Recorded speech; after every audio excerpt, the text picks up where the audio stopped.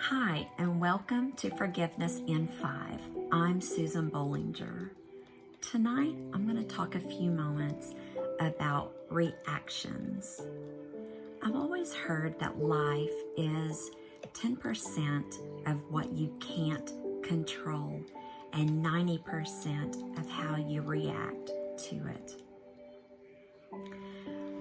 I had heard one time a story about Joyce Meyer, and I had learned that she had sustained much horrible sexual abuse from her father, and she just had so much anger and hurt and bitterness in her heart, and it was very difficult for her to control her emotions. She just didn't know how to do that. And one day in particular, her children was playing in the living room floor, and for some reason she just had one of those moments and she just blew up at them and was yelling at them to get their toys up and go to their room, and the kids end up crying, and the Lord immediately convicted her heart because of the way that she treated the children.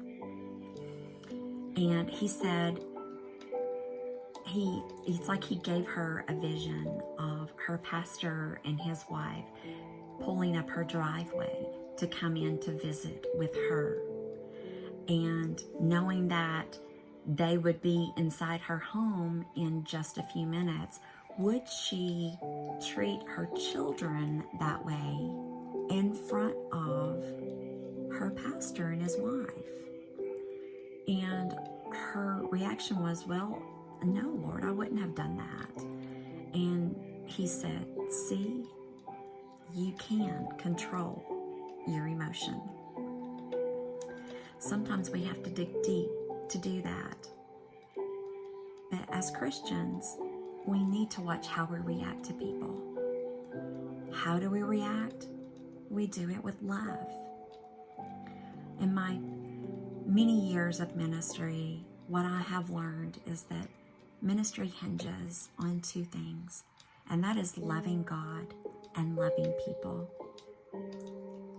And no matter what happens in our lives, we always need to strive to show the love of Jesus. The world is in such turmoil right now, but the one thing that will bring everything into a calm and in control is love. The love of Jesus Christ. In John chapter 13, verses 34 and 35, it reads, "A new commandment I give unto you, that ye love one another as I have loved you, that ye also love one another. By this shall all men know that ye are my disciples, if ye have love one for another." Christ wants us to love others the way that he loves us. But do you know what that means? That means it should be an unconditional love. And sometimes that's difficult. But one thing I know the Lord is that when he has called you to do something, he has already equipped you to do it.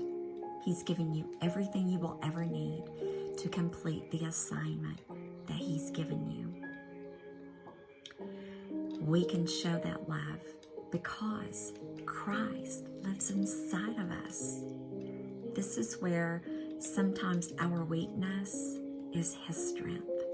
So today I want to remind you that when you react to your family, friends, whoever is in front of you, always react with love, with kindness, and with mercy and grace, because he has so freely given it to you and I.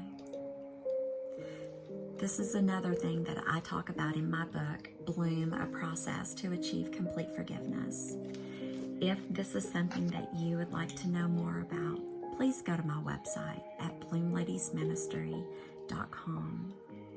I pray blessings over you and your family, and I look forward to seeing you next time on Forgiveness in 5.